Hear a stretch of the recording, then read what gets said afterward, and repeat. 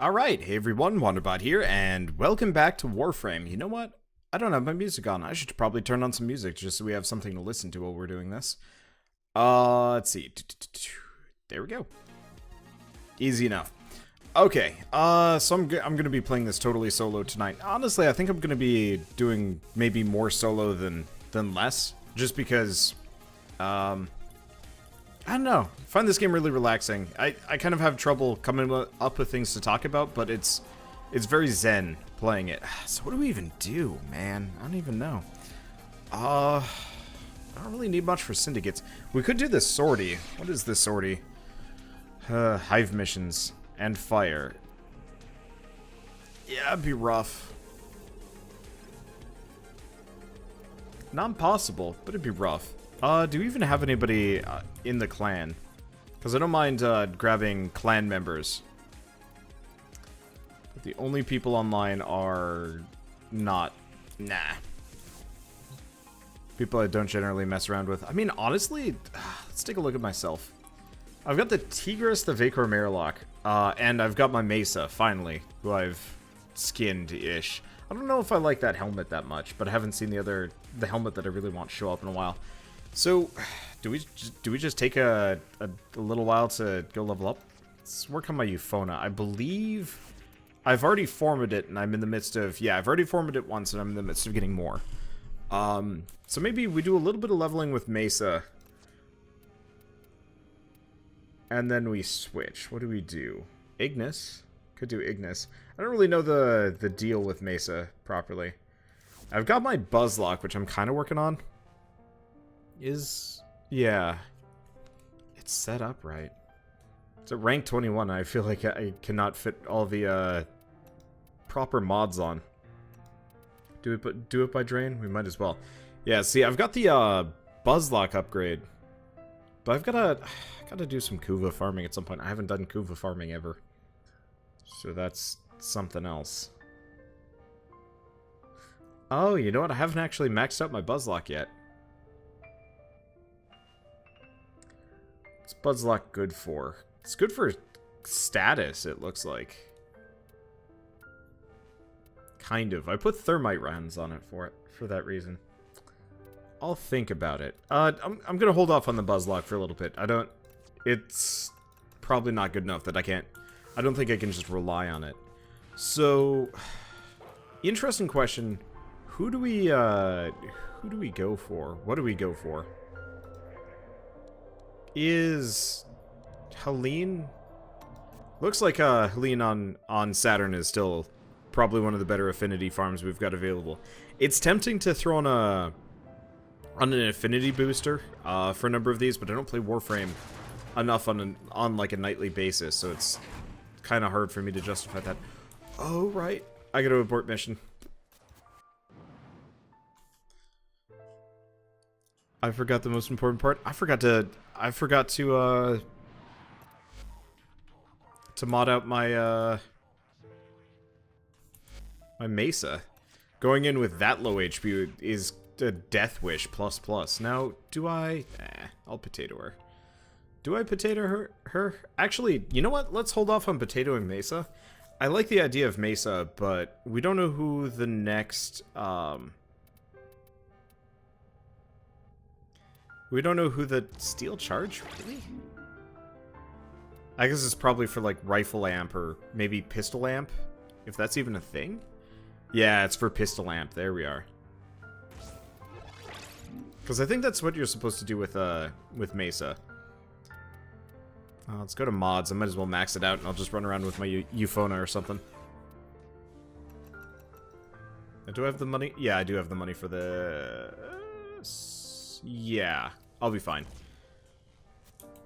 I was originally considering doing other stuff, but I think this is fine. So 27% damage. There we go. And let's just throw on redirection.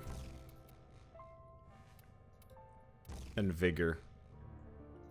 I don't really have a whole lot I want out of Mesa, to be honest. I just want her to live. Vitality? Vitality. There we go. Alright, this way she's not just going to get completely crushed by everything we run into. And last thing, actually, let's go... I know I'm going back. Oh, nope, I've already done it. Okay, my Ignis is the same color scheme. At some point I'll switch it around, but right now I'm really liking the white, black, and gold that I've been rolling with for a while. So yeah, let's find a squad for this and figure out when and where. I gotta figure out a time specifically to stream Warframe, because I find usually when I do stream it, everybody just kind of checks out. And I guess I don't know when people would be interested in watching that. So if you guys have kind of an input on that, that'd be nice. Though it's not like my schedule is particularly flexible. I don't know. I'll just play it whenever. I will admit, episodes might get kind of spotty here and there, just based on like when I can record them and when I can't. As much as I like this game, we got a billion other things to record sometimes, and we're mostly just waiting for Plains of Eidolon to come out. That's the real true thing. I guess I probably should have put on Rifle Amp if I'm going to be doing this, because I will admit, Ignis is not a pistol. I guess I could switch to my Euphona. Perfectly fine. I really like the effects of Ignis in large groups. It's a satisfying weapon. Especially now that some of the old grenade launchers have been, well, my grenade launcher. Oh, what was it? The Tonkor. My Tonkor got nerfed. I really liked it not being able to just instant-gib myself. Because that made life so much easier. Oh, there's somebody back here. Yeah, the other nice thing about the Ignis is, especially like on low difficulty stuff like this, I can just kind of check out and just like point myself in a direction. I think it even kind of hits through walls. I can just point in a direction and shoot. And it's like, are there enemies over here? I don't know. But does it matter? No. And we can just get whatever. Yeah, if there's a better affinity farm than Helene, let me know. Because I would love to try out different locations that have, I'd love to try out different locations that have better affinity farms. There was that one really good one on Eris, I want to say. That was a really satisfying one, but I think they nerfed that. Either that or people just found better ones. I'm not entirely sure.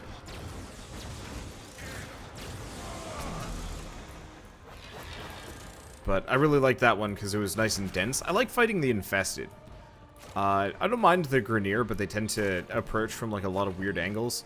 And the infested generally are fairly melee focused, so you don't have to worry about them, you know, standing up on high and shooting down low and stuff like that. Oh, we're already up to level 3 on Mesa.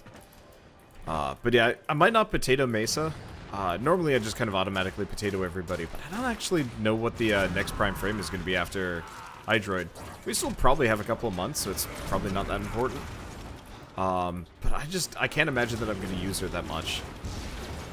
What I'm probably going to do is just max her out. Oh, we've got a Banshee on the team. That's what the glowy parts are. That's their weak points. At least I think. I don't know. Been out of the Warframe game for a while. Yeah, like I was saying, things might be a little bit on the, not the iffy side, but I don't know what my schedule is going to be leading up to Plains of Eidolon. Also running into a problem where everybody's like, are you going to play Plains of Eidolon? I'm like, I'm playing Warframe. Am I just not going to Plains of Eidolon when it finally comes time for it? Yeah, I think we got a Banshee. Maybe it's just Frost, I don't know. Everybody just seems to be dying pretty fast here. But yeah. I don't know. It really depends on how long we have to wait for Eidolon. If it turns out it's not coming out until like February of next year, obviously I'm gonna have to rethink things a little bit, because I really like the idea of you know, continuing this as kind of like a long-running, consistent thing. if I have to wait to February for the next, like, bit of actual content, that's going to be a bit rough. Not a big deal, but, you know, I want to play Eidolon. I want to run around in the open world and see what kind of goodies we run into. A lot of people have been, like, trying to get me to watch the trailers for Eidolon specifically, and I'm like, no. Stop sending me those. They're actually bad. I really like going into everything fresh, which oftentimes leaves me kind of coming off as a bit of a newbie. I don't really know what I'm doing, and as such, you know, I don't come off as knowledgeable. But it's also one of those where, to me, I feel like first impressions are kind of the most important thing. Even though they can be, like, you know, they can be wrong, they can be misguided, you can get, like, hung up on this or that, but, like,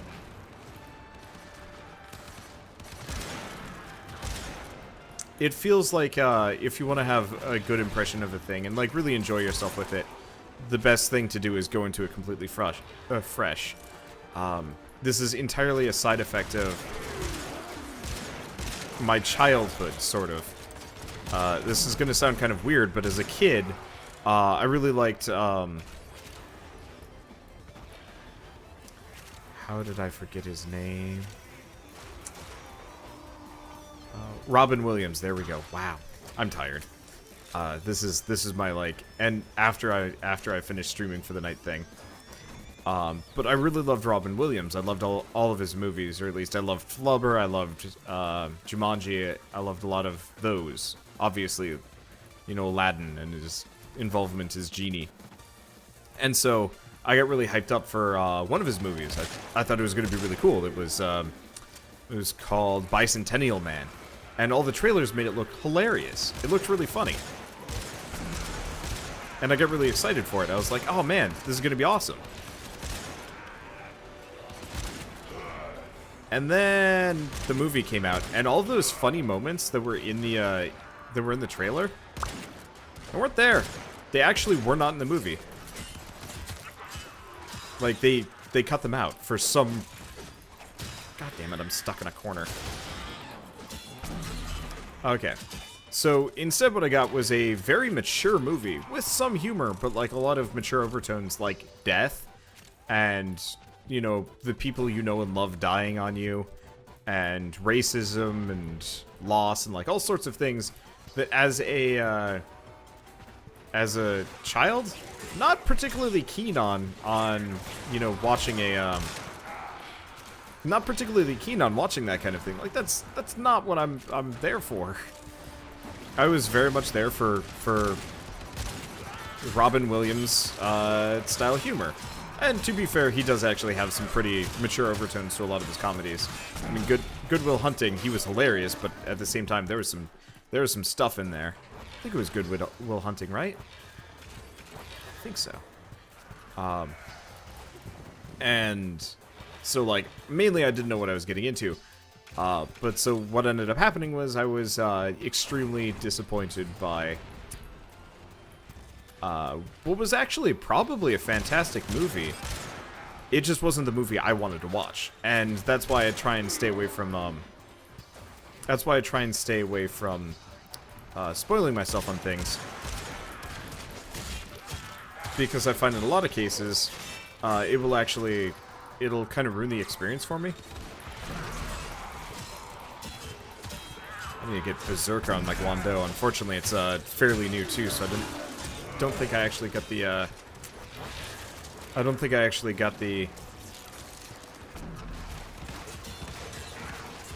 the parts for it. No, I don't have the slots to fit it in. I should probably just shoot. Oh shit, that's a Nox. Let's give him a pass. I'll let people with a little bit more damage show up. And Nox Leech Eximus, that's not a fun combo. But as a result of that, and a couple other games, I was just so burnt on, like, first impressions that I never wanted to do again. Like, I never wanted to spoil stuff for myself again. Because at least I could say, like, well, I guess this is just objectively a bad game. as opposed to getting hyped for something ahead of time and then realizing it was going to be terrible. For a lot of you guys, I guess that would probably be No Man's Sky. The experience of kind of being really hyped for a game and then realizing, oh yeah, pure garbage. I guess for me, because I never watched the trailer for No Man's Sky, I saw a couple of screenshots and I was like, oh, this looks fun. And I bought into it twice. Actually, I don't regret that. I rather like No Man's Sky. I think it's a wonderful walking simulator, space tourism simulator. I think it's a little old, a little fast, but they keep updating it, so eventually it'll be good. They keep adding, like, surprise features that I'm pretty down with, like a story mode, like, was not expecting that, to be totally honest. I should get back to that when I get the chance. Unfortunately, I've been really tired lately, and it's been throwing me off. I think maybe I just need to take, like, a vacation of sorts. I don't even know how I do it. I just know, like, if I could take a certain amount of days off just to check out and do my own thing, I think it would make, I think it would actually make my workflow a little bit easier. Maybe it just would be no streaming, or maybe, like, I guess the easiest way to do it would actually be to queue up every single video from, like, most of my series. They turn their corners really fast. Unfortunately, this is not an industry that lends itself well to just taking a vacation. That's what happened with Angry Joe. He decided to take a break from his standard content style and take a break from his channel for a little while. Went away for like a month, and people were like super pissed at him and so on and so forth. I'm like, he's the kind of guy that can afford that, actually.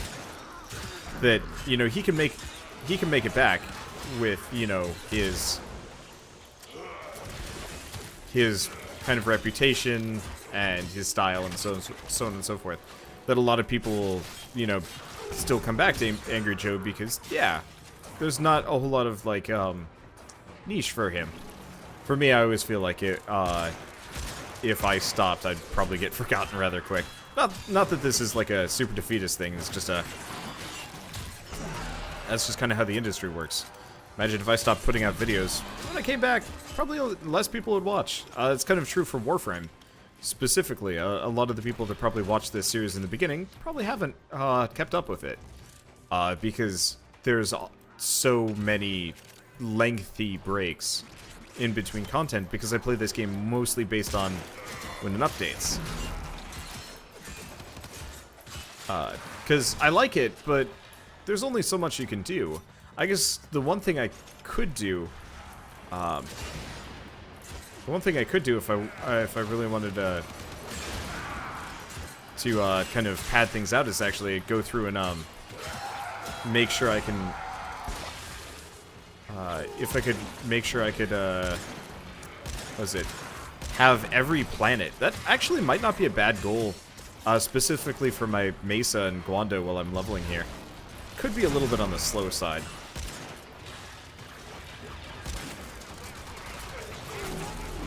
But, it would be a good way of doing content without, like, just wasting it. Then again, it would be a lot faster if I just rolled Ember. Because, yeah, I still have a fair number of nodes that I've just never been to. Part of it has to do with just the procedural generation of Warframe versus, say, a game like Destiny. Say what you want about Destiny, but there is a very easy division of, like, content and, like, what you're supposed to do and win. Warframe is a little bit more open-ended because all the missions are kind of cobbled together from, like, a wide variety of pieces, which works as a way of generating stuff so things seem different, but you also end up with a lot of very samey missions. There's specifically... Ow. Boxes hurt. Ow.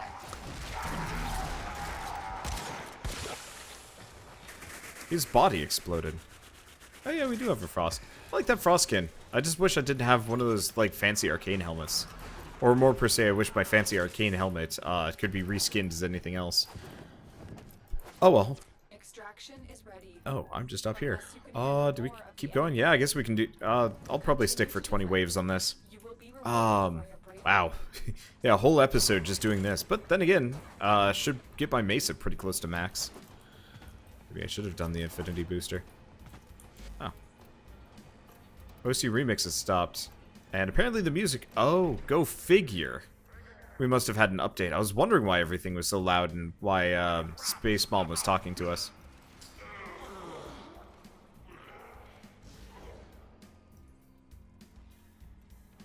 There's actually not much I want to listen to.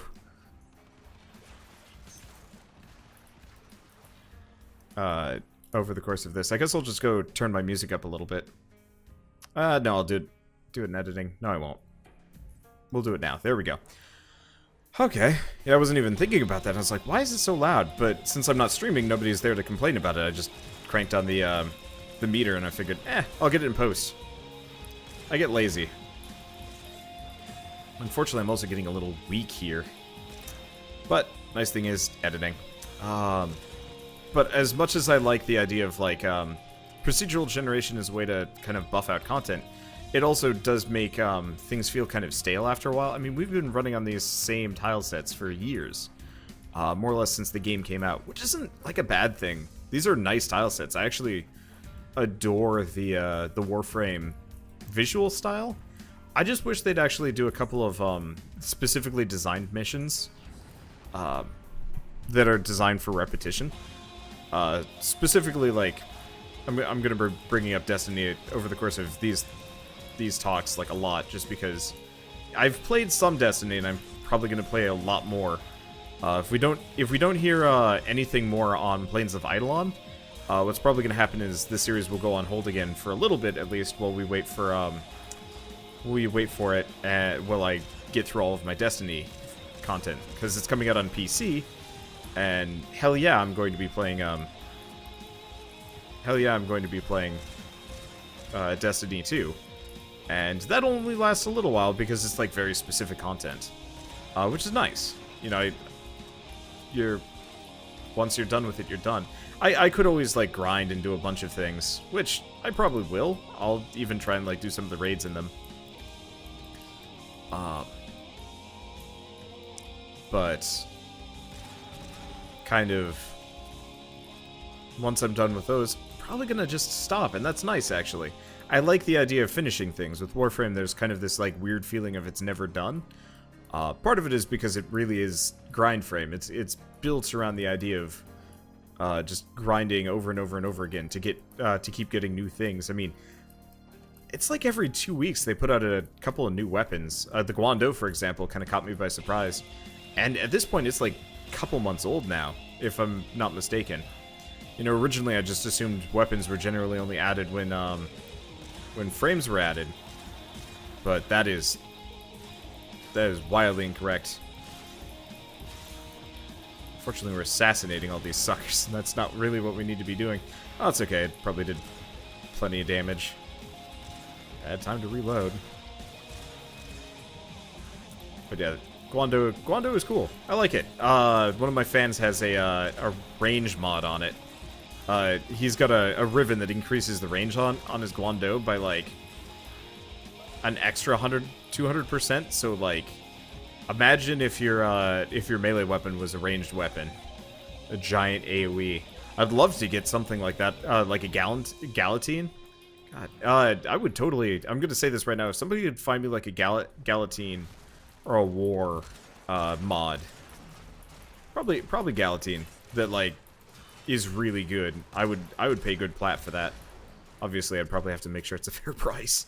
I don't want to get scammed, but I trust people. But yeah, I will buy good Rivens if they're for weapons that I usually use.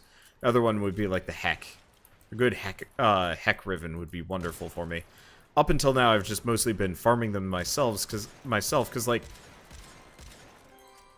I don't even know how to buy Rivens. I'd have to like hang out on a site or a forum to like put in the buy order, and that's weird. Not impossible, just weird.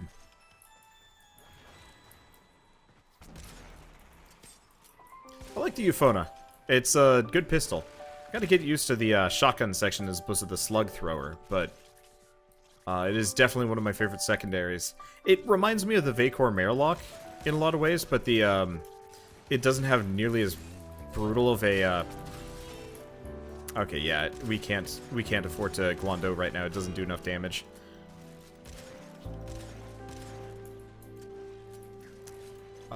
But it doesn't have the kickback that the Marelock does. And it has punch through, being kind of a shotgun. And so it's pretty nice.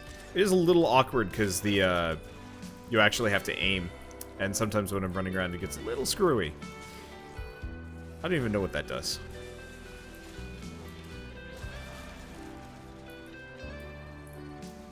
I really should probably look up what Mesa does, but this is literally the first time I've ever even played her. I more or less just set her up.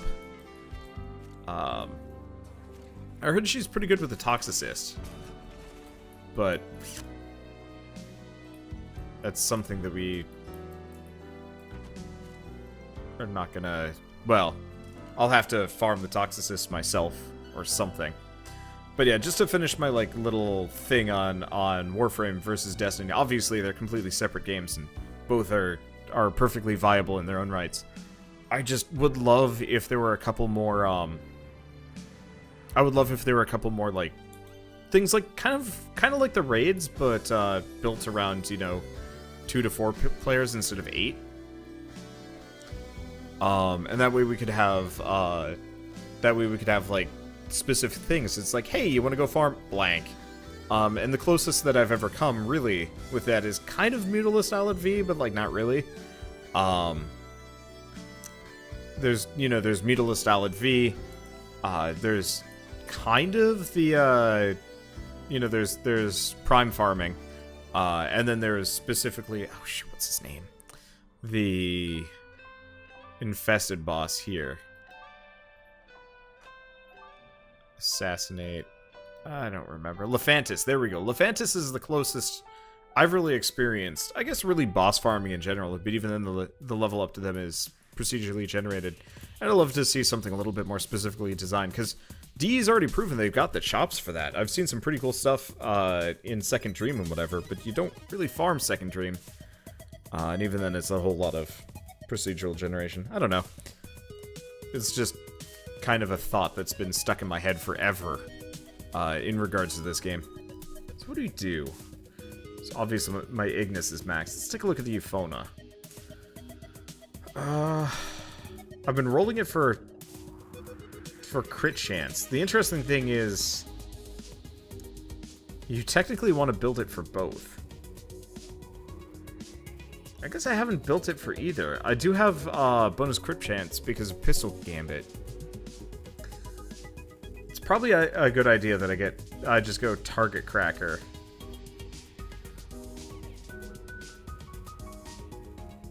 Do I have any other crit mods here? I don't think so. A lot of status chance. I guess there's Creeping Bullseye. Oh, but I can't get Creeping Bullseye because of Primed Pistol Gambit.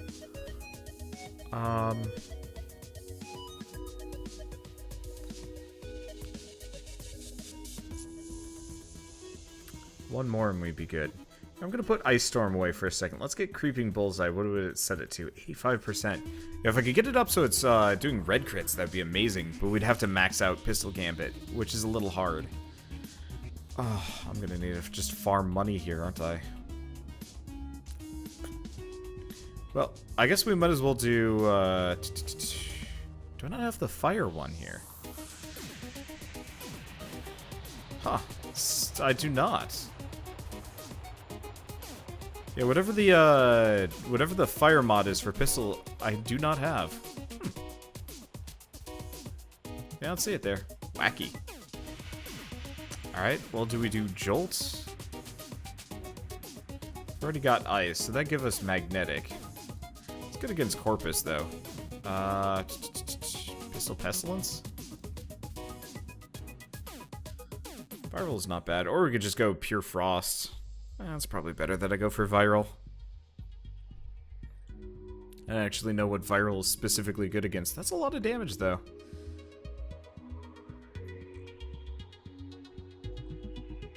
Yeah, I've mostly been using the slug. It's weird that it's, like, backwards on both, but that's okay.